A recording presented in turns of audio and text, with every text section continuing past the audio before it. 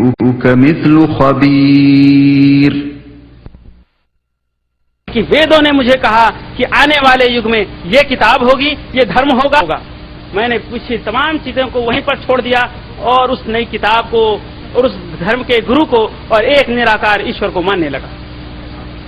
تو میں کوئی غلط نہیں، بلکہ میں جو لوگ سوال کرتے ہیں کہ کیا دھرم پریورتن ضروری ہے، جی نہیں، میں نے کوئی دھرم پریورتن نہیں کیا، میں نے اپنے مذہب کو نہیں بدلا، بلکہ میں وہ کام کیا ہوں جو ویدوں نے مجھے آگیا دیا۔ ویدوں نے کہا، میں نے وہی کیا۔ یہ دھرم پریورتن نہیں، بلکہ اس دھرم کا پالن ہے، اس کتاب کا آگیا کا پالن ہے۔ اور میں جب اس کتاب کو مجھے ماننے کے لیے کہا گیا تو اس کتاب میں تا حیات تک، جب تک زندگی ہے، اس کتاب کو ہی میں مانوں گا۔ کیوں؟ ویدوں نے کہا۔ اس پر ذرا غور کریں کہ اگر ہم اس سچائی کو مانتے ہیں تو ہم اپنے دھرم کی کتابوں کا آگیا کا پالن کرتے ہیں۔ اگر ہم ان باتوں کو نہیں مانیں گے تو کیا ہم اپنے اس دھرم کی کتابوں کو ماننے کا ہم یا وہ ہمارے دھرم کی یدا ہی دھرمسیا گلانربھوتی بھارت ابھیتھانم دھرمسیا وناشایا چ دشکرتا۔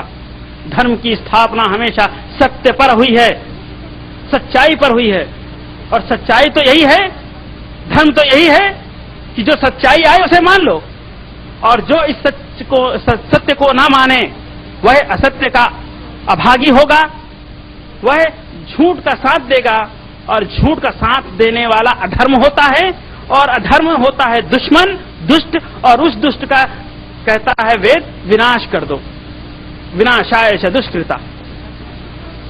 فیصلہ آپ پر چھوڑتا ہوں میرے بھائیوں، غور کریں اپنے جیون کے بارے میں کہ آج ہماری زندگی 30، 35، 40 سال گزر گئی، کیا ہمارے بچپن سے لے کر آج تک ہم کس ایشور کو مانے ہیں، کس ایشور کی ہم نے بھکتی کی ہے؟ کیا ہم اپنے دھرم گرنتھوں سے دور نہیں؟ کیا ہمارے گروؤں نے، ہمارے ماں باپوں نے ان باتوں سے ہمیں دور نہیں رکھا؟ غور کریں اور اس سچائی کو ماننے کے لیے تیار ہو جائیں اور کوشش کریں۔ آپ خود پڑھیں، آپ کو یہ سچائی خود بخود معلوم ہو جائے گی۔ اللہ رب العالمین سے دعا ہے کہ اللہ رب العالمین سچ کو سمجھ کر اور اس کو سوچ سمجھ کر اس پر غور و فکر کر کے اس کو قبول کرنے کی توفیق عطا فرمائے۔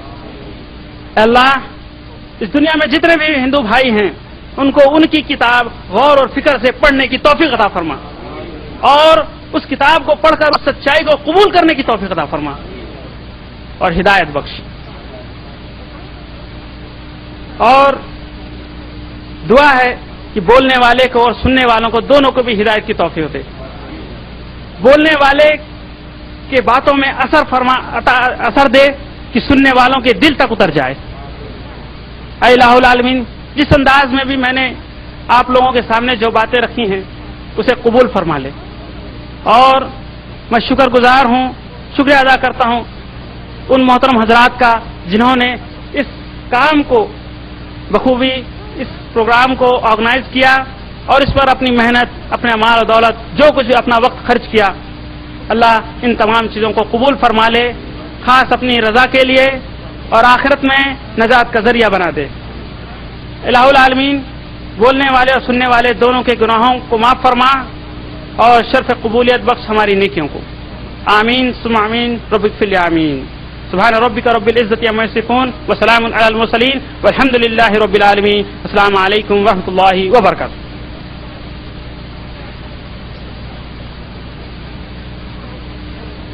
جزاک اللہ بھائی احمد۔ ماشاء اللہ، اس تقریر کے بعد ایک بات ثابت ہو گئی ہے کہ اللہ تعالیٰ تخلیق ذات کے بعد اس کو بغیر ہدایت نہیں چھوڑا، بلکہ کسی نہ کسی طریقے سے ہر قوم تک یہ ہدایت پہنچی ہے، اور یہی وہ ذریعہ ہے جس کی وجہ سے ان مصنفوں تک جو ویداز لکھے ہیں، جو ہندو کتابیں لکھی ہیں، ان تک بھی یہ اطلاع پہنچی اور انہوں نے ان کتابوں میں ان کا ذکر کیا۔ میں اب دعوت دیتا ہوں بھائی سید معین الدین صاحب کو، وہ انگریزی میں مختصر سا 7 سے 10 منٹ کے اندر اپنا اختتام کریں۔ Assalamu alaikum rahmatullahi wa barakatuh. It's absolutely impossible to narrate to you the beautiful lecture with umpteen number of references in 7 or 10 minutes. But I will only very briefly give a few tidbits here and there which are authentic and which are of our interest. Gayatri Mantra. Brother Ahmed made a mention of the Gayatri Mantra. What is that? Who remembers his Ishwar? O Ishwar, lead us to the right path. It's nothing but the translation of the Suratul Fatiha from Ihdina Siratul Mustaqim to the end of it. I need not particularly go ahead with it because you know all about it.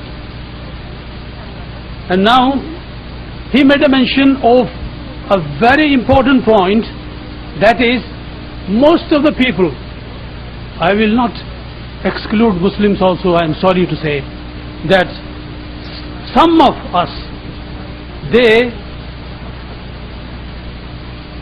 go without considering the fact, on the basis of what their forefathers had done, from Deen-e Ambiyai to Deen-e Ilahi. And that is the only reason why umpteen number of un-Islamic customs and rituals are prevalent in India, which should be not only done away with, but also should be seriously propagated so that people do not practice that and commit shirk.